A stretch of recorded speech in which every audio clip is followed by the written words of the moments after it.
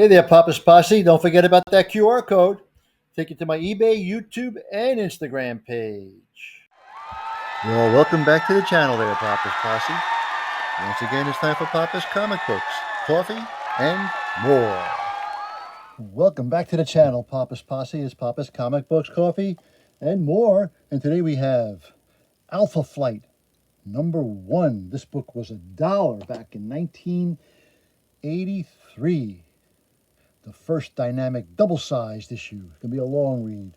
Title of the story, Tundra, by John Byrne and Andy Yanchus. Now, before we begin, don't forget, this book and others are available on my eBay page, Papa's-Comic-Books. Please hit that like button and subscribe to the channel. One side, superheroes. This is a job only we can handle. Tundra. You are witnessing the death of a dream. He stands alone, listening to the silence, the awful, bludgeoning silence, so great here, where once there was so much sound. His name is James MacDonald Hudson, though the nation and the world knows him better as Vindicator. He is a hero, a champion, and at the moment, he wonders why. So much time and effort, so much of his life was sunk into the complex which once bustled here. This was Department H, Top Secret Bureau of the Ministry of Defense, home of Alpha Flight.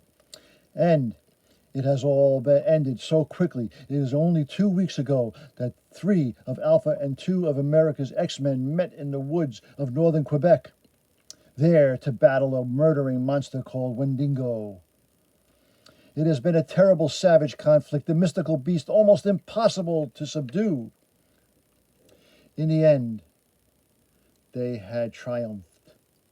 But their reward, a week later, was totally unprepared for. I'm afraid Department H and Alpha Flight are being disbanded. I'm sorry, James. I will give you what aid I can. You can keep your security clearance and your status as RCMP auxiliaries. I wish I could do more. I know, Prime Minister. Don't worry. We'll manage somehow. We've worked and fought too hard to chuck everything now. Brave words spoken against a welling despair, a sudden irrevocable emptiness. For James Hudson realizes he has channeled so much of his recent life into H and has little left outside of it. I can probably survive. At least I still got Heather. But what about the others? The rest of Alpha, I'm reasonably sure of. They've mostly got lives of their own. But Beta Flight is a mixture still in training. Some have learned to live with their powers, to deal with them. Some are learning. And Gamma, what's going to happen to Gamma Flight? They're raw recruits. I barely even know them. Are they ready to be cut loose again so soon? Before that thought can be pursued. Vindicator! They're closing the power down. 3 minutes. You ready? Oh, I'm sorry, Cody. I must have lost track of time. Yeah, I'll just bet you were. I was thinking. Yeah. Yeah, he was thinking about what? I've said it before, I know it, but I really think this is a crummy thing the government is doing to you guys. In fact, I think all of Canada would pitch a fit if they even knew about it. I know that, Cody. Gary, and it helps a little anyway. Besides, it's not all over yet, is it? Not entirely. I guess I'll be keeping in touch an unofficial liaison. And I'll be available should my country call. Why not? After all, I've got nothing else to do. The complex microcircuitry in the Vindicator's combat suit warped and channeled to the flow of the electromagnetic energy around him. I wish I could really be as glib as I'm trying to sound, but without H and Alpha Flight, I'm truly amongst the ranks of the unemployed. And without the stipend from the government, we've only Heather's salary to live on. And that won't go far in these days on the 77-cent dollar. I wonder if Captain America has problems like this. As a Vindicator leaves behind, perhaps forever, the secret installation beneath Parliament Hill, nearly 2,000 miles to the north and west. Summer is coming to the vast lands of the Northwest Territories, bringing renewed life to the rolling land. tough northern grasses poke green fingers through the fine dusting of snow that still clings to the tundra. And in the midst of the awakening land, shivering cold and hungry as a man whose thoughts turn ever away from the burgeoning life around him, a man obsessed with only death. I'll show them, I'll show all of them, the fools. They laughed at me. They said I was mad, but they were wrong, wrong, wrong.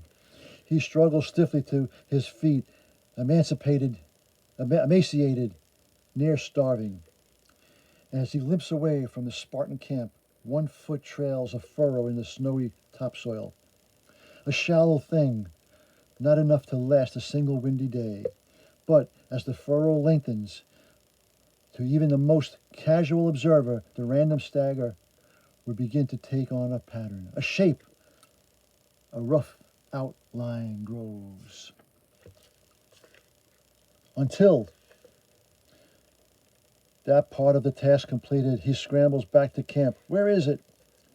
I know I packed it. I must have packed it. It's got to be here. The ancient metal tangles against the fingertips of his almost alive and waiting. It begins.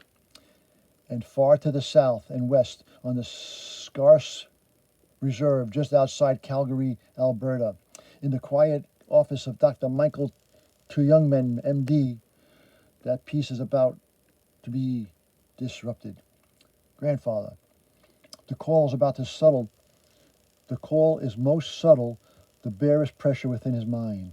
It took 10 years for him to learn to recognize that mystic signal. Now he knows it comes only at times of great peril, peril beyond the white man's science Michael's Two young men worked so long and hard to master. Peril which can be dealt with only by the scarce medicine chief known as shaman. Speak, O my grandfather, the son of your son awaits. And in meanwhile, Mademoiselle Bourgeois, nestled most of the world charm, a la Valais, Quebec, at Madame Dupont's School for Girls. Oh, Mademoiselle, is it true? Is it true? Angelique says your brother is coming to visit you today. Oh, say it's true, Mademoiselle, say it's true. Coming where it's true, he's coming here? Is he? Is he coming? Nom de mou, mon petit, how do you know this thing? I learned it myself only an hour ago. Then it's true. He really is coming. As if on cue. Not only is he coming, it would seem he has arrived. Monsieur Beaver, oh my, may I have an autograph? Please sign my arithmetic book, but to Jacqueline with all my love. Will you be my representing Canada at the Winter Olympics? Is it exciting to be a ski champion? Are you staying long? Is it true you and Mademoiselle are twins? Who do you admire most? I think you're much better than Killy. If your adjourning public can spare you, Jean-Paul. For your beloved sister I can spare a lifetime. You look well. You have been taking care of yourself since our return from New York. I would prefer you did not discuss such things on the open. Come, brother, I have tea and biscuits in my room. Will you be staying long? Will we see you before you leave? Are you staying nearby? Oh, say you'll stay. I have no pressuring business until Friday. Little ones, I shall be staying nearby until then. But for now, well, I did come to see my sister. Ne sais pas. My room is this way. Up creaking stairs to the very top of the school, not too far now. Mademoiselle Bever, you have been told the rules concerning men in your quarters. Sister Anne, but this is not a man. I mean, of course he's a man, but he's also my brother. Your brother, the famous Jean-Paul Bever? The same, enchanted sister. I am delighted to meet you. Finally, come in, Jean-Pierre. I'll start the tea. The tea. Did they drink tea? And soon. So, Jean, Marie, it has been 2 weeks since Alpha Flight was disbanded. In that time, I have written you, phoned you, almost begged you to leave this place to come live with me, to come home. You do not understand, Jean-Paul. This is my home now, here with the nuns who raised me. This is not your home. This is a prison, a cage for the beautiful free spirit you truly are. Look how you hide your beauty as you hide your God-given mutant powers.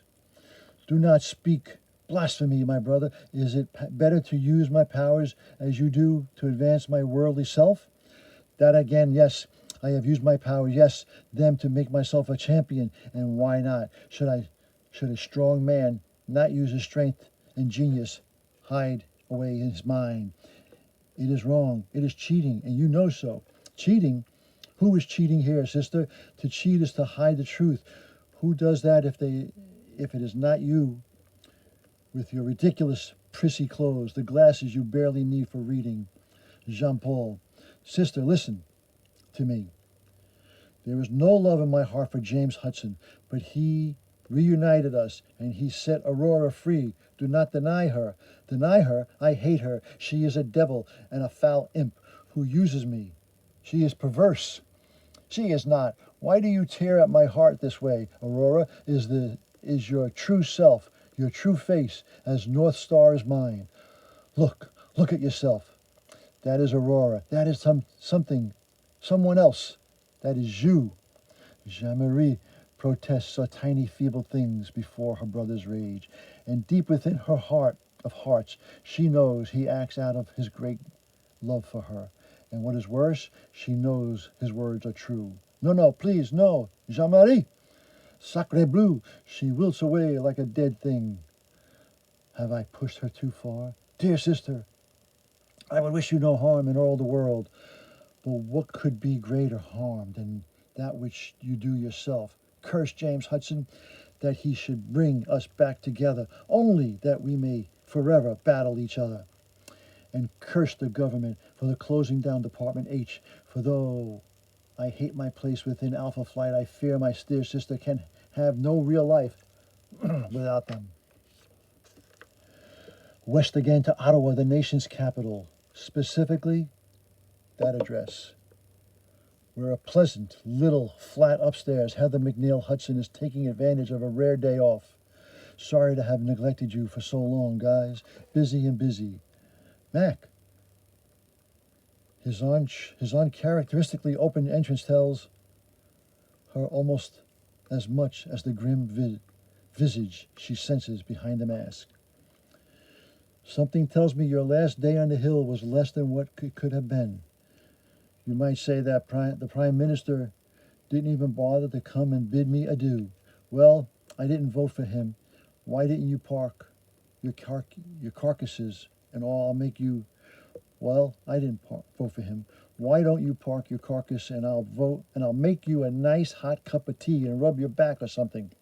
I knew there was a good reason I came here. Will you marry me? Sure. How about 10 years ago next Thursday? Or are you busy then? No, I think I'm free that day. Then, as Heather prepares the tea.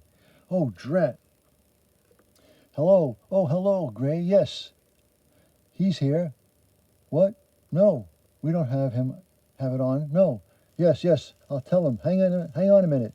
Mac, it's Gray. He says you better check on CBC.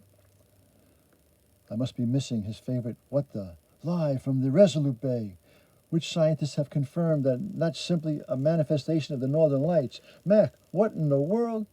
I don't know. Listen for a moment. The peculiar effects began some 40 minutes ago, and so far no instruments trained on the area have been able to identify the nature of the energies being discharged. The flyover by a high-altitude scanning plane has produced no useful data. All right, I can take a hint. Call Cody back and tell him I'm on the way. But surely this is more up Michael's alley or Ann's. It's practically in her backyard. Shouldn't you at least contact the rest of the Alpha Flight? Heather? There is no Alpha Flight. Mac, oh no, let me get that book down. And the door opens. Look at this mess. I knew Mac was upset when Trudeau pulled his plug. Oh, but I had no idea he'd done this. These computer cards contain the top secret signal codes to contact the rest of the Alpha Flight. Without them, the group really is gone for good. That's good. These two have the Alpha Gold Edge, but I don't recognize the pictures. They must be betas who were ready to come up into the first team. That their cards have the gold edge also means They must have the signal implant. Well, Marina and Puck, whoever you are, I hope you're ready. You're really ready to play with the big boys, because I don't want my husband, the hero, going into this on his lonesome. She pushes him in. So, as of now, you're all officially active. A signal flashes across the vastness of Canada as Heather types her coordinates into the top secret transmitter. And in less fashionable neighborhood of Toronto, although it's barely noon, Corky's Tavern is already busy. Come on, babe, you can do better than just drinks. Take off, eh? I don't have time for you clowns. And at the end of the bar, Judd, I think those guys are giving Mary troubles, eh? You want to take care of it? My pleasure. His sudden movements are quick and graceful, so that, excuse me, one would expect from a stunted limps. He's Eugene Milton Judge, but soon the world will know him by another name. You want to lay off, or do I have to toss you out? Huh? I don't believe it. Go back to kindergarten, little boy, or I might muss up your hair. You might try. And she kicks him out. Why, you sawed-off little... At that moment, from a microscopic implant in his skull, Judd hears the call at last. Judd, baby, you're running out. Judd, what the... The call. What? Hey, no, mommy, the call. At just that moment, a rocky spur, jutting defiantly from the rugged coast of Newfoundland. Marina, who calls? Oh, Dan Smallwood, it's you. It's always me, Marina. You left your brooch at home. And I think there's been a signal. A signal, but I had thought Alpha Flight was no more. And yet, yes, the call still pulses in the stone. I told you they'd never forget you, Marina. I told you a call would come. Yes, and it must be answered. Be careful, Marina. If anything should happen to you, I don't know what I'd do. I'm across the nation now, to the great forest of the northern British Columbia, where Professor Walter Lankowski indulges in a favorite pastime, the Alpha Flight call signal. But I thought, reacting instinctively, the former gridiron star races forward. Garments are shed on the run as his mind turns inward and inward, ever inward, probing for the hidden biological switch that will transfer him from scientist into Sasquatch. No pain at all that time. Clearly my body chemistry is adjusting nicely. This great orange android is becoming as comfortable as my natural proportions. North again. The Esquimaux of the Great White Land calls the Arctic owl Ukpink. To ears more familiar with the English language, this is the curious, humorous sound. But the Arctic owl is a keen, savage hunter, not humorous at all. And this particular bird is even less deserving of our mirth. For as it wings ever closer to the strange pyrotechnics which dance across the sky, its feathers suddenly shift and blur as the avian form assumes a more human appearance. She is the last member of Alpha Flight for us to meet here. Her human name is Anne Mackenzie, though she presently wears the shape and the face of the demigoddess Snowbird, though few men know it. Neither image of humanity is any more her true form than was that of the owl. The magic's so strong there. Oh, Nelvana, my mother, grant me the power I will need in this awful place. The energies of destruction mass, your ancient enemy rises again. It was the earth's best men called Tundra who imprisoned you beyond human ken of my mother. If your great power was not enough, what then is mine diluted as it is by human blood? If there was but some way to halt this dread of resurrections. But already it is too late. The human agent is nearly consumed. His dwindling life force will give you the lighting spark of the soul of the beast. It begins to dissociated thing, which was once a man, twitches aloft, trembling a hand, and around him the crude shape scuffed into the tundra mimics the motion. The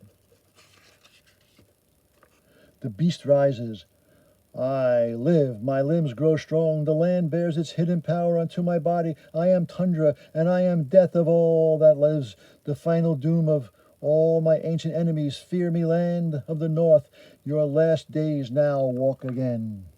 5 miles down due north.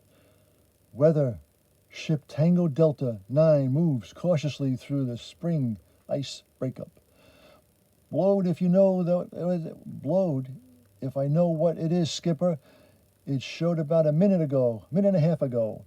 This special deep sonar is designed for bottom scanning and ice flow detection, so I can be absolutely certain, I'd almost swear it's moving at close to 800 knots. Impossible. Nobody's got a vessel capable of that kind of submerged speed. That's the other odd thing, sir. It's not a ship. It's soft, organic. She moves through the ice-cold depths as easily as a man might move through air. Unbelievable as her speed may be, she suddenly executes an almost 90-degree turn, hurtling upwards. Until the crew of the TD-9 are confronted with the phenomenon outside previous human experiences. A waterspout? That blip, it's right on top of it, riding at the spout. And as that swirling column of water arcs inwards, converging on the same coordinates we find, come, brother, we must dawdle along at the snail's pace. Conserve your strength, sister. We do not know what menace has caused Vindicator to summon us. You are too cautious, North Star. I have no wings, but I must fly. Jean-Marie! For shame, brother. Do I call your true name aloud? I am Aurora, not Jean-Marie. You are a Chinese puzzle, sister. You are boxes within boxes, and each is more perplexing than the last. And you are never content. It seems, am I to be free and enjoy my power to its fullest, or must I be poor, plain Jean-Marie?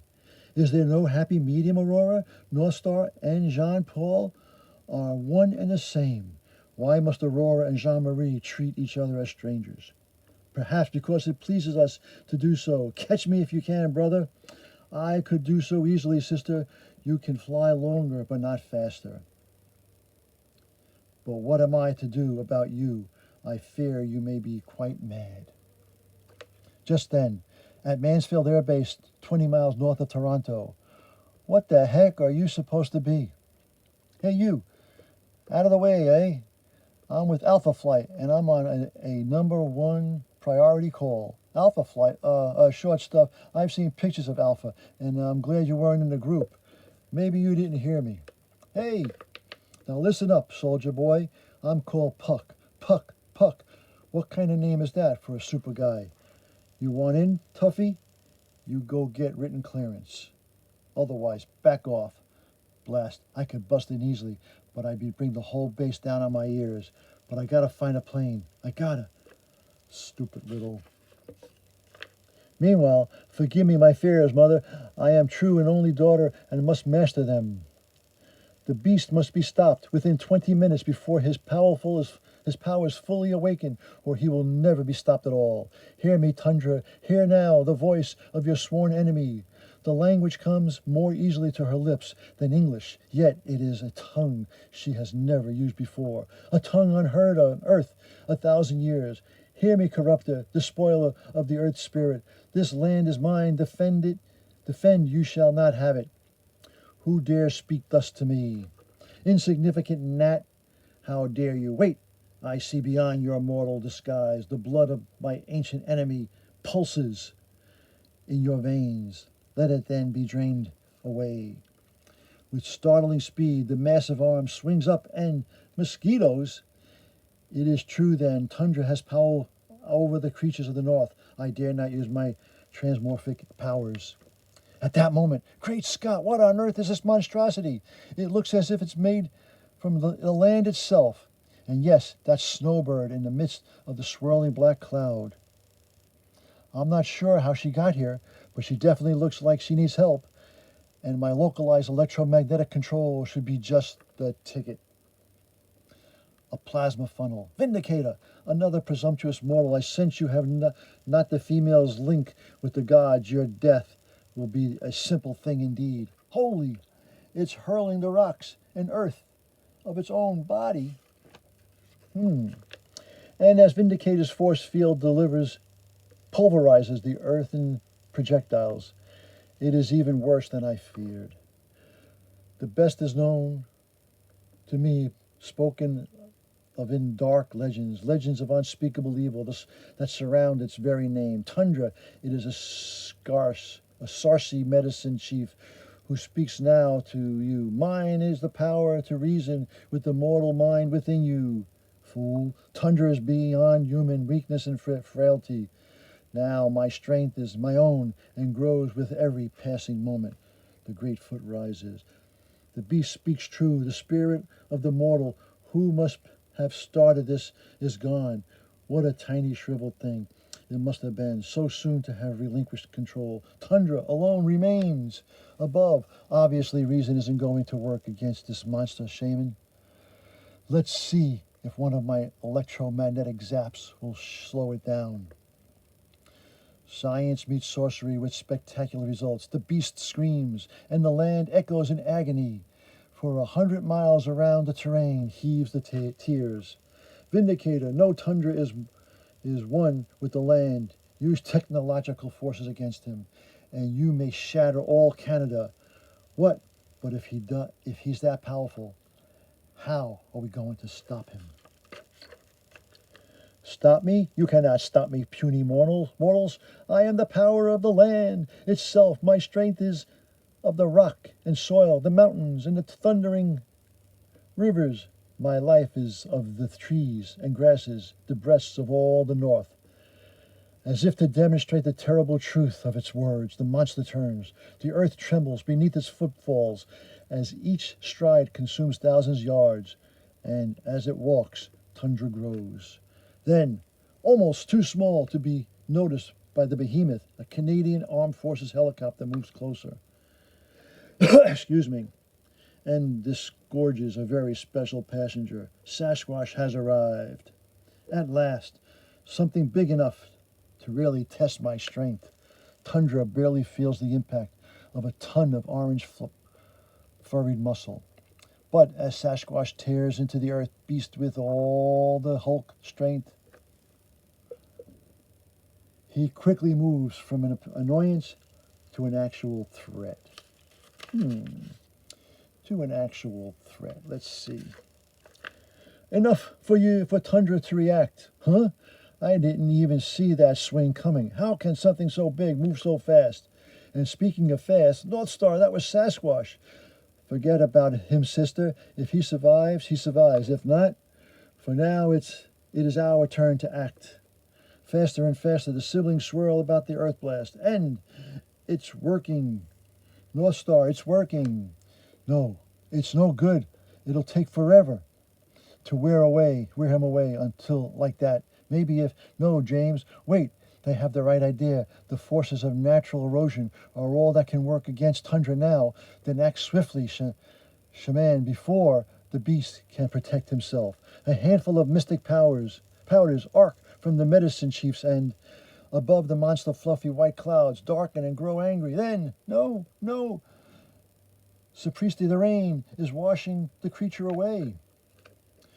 You're doing it, Michael. The monster isn't yet strong enough to resist, but it is insufficient, James. The beast even now replenishing himself, and there is not enough water in the air to conjure a second deluge. Wait, both of you, look. It looks like a water spout, but it can't be. We're miles from open water. Yes, just under the 3 miles, and that's about her range. But what the heck is she doing here? No time to worry about that. Her arrival is a godsend. I think you'll find all the water you need in that spout, Michael. Don't waste a drop. And then above, Vindicator is flying straight towards that spout. Somehow I suspect he does not wish the monster to see it. The twins link hands, and a light like a million flashbulbs bursting at once floods the land. Good, North Star and Aurora have distracted the creature. Now to reel in our prize fish. Shimon conjures a second time. Arcane ponders mingle with the very substance of the air, reaching out to the Miranda's water spout, seizing it.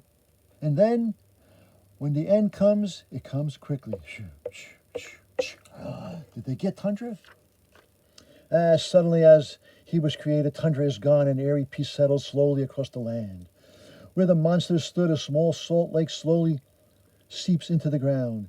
And at the bottom of the lake, the dreams of small minds sink into the salt-sown mire. 12 hours later, downstairs at the 138A Laurier Drive. Another one? George, how many of these strangers must we see going to the Hudsons before you do something? Francois, they pay their rent on time. They never have loud parties. They are nice, normal people for Anglins. Leave it alone. And later, all right, she can stay, but I swear if I catch that hussy making goo-goo eyes at you once more, she won't. You have to be patient with Aurora, honey. She's troubled in the living room. Family disturbances quailed by the nuance, Jim, and the nunts. Jim, God, good. We have an announcement. I think will please you. Announcement? Yes, an announcement to wit, we all work well together, so government or no, we've decided we want to stay together. Stay? You mean keep Alpha Flight going, Jean-Paul, even you? Do not sound so surprised, Hudson. Jean-Marie wishes to stay naturally. I stay Ozzy. But if we're going to continue, we'd better get some real organization going. We were lucky this time. Annie's right, she said. I sense the menace. She as Snowbird. Without Heather's emergency signal, but alone, we could not have defeated Tundra. It was blind luck the girl Miranda arrived when she did. Next time, we'd better plan more carefully. Since I have been mentioned, might I hope there will be a place for me in Alpha Flight? Oh, you were ready, Miranda.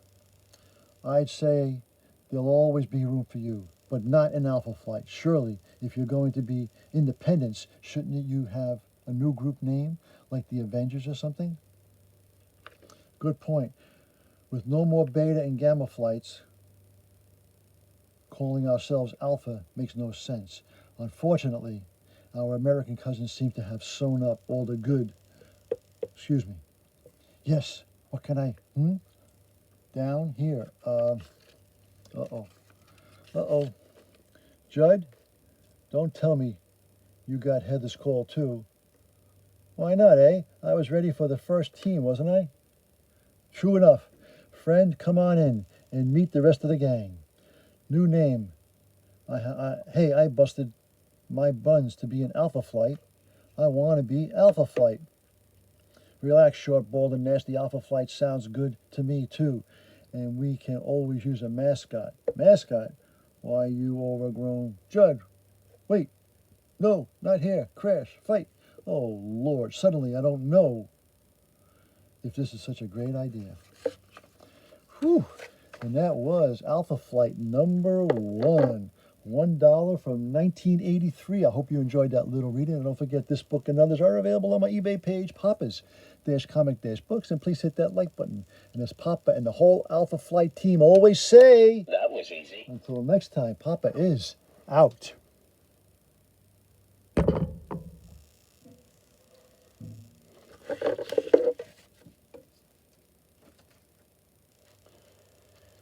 Okay, that's all we can do. We can do that one. Maybe. We'll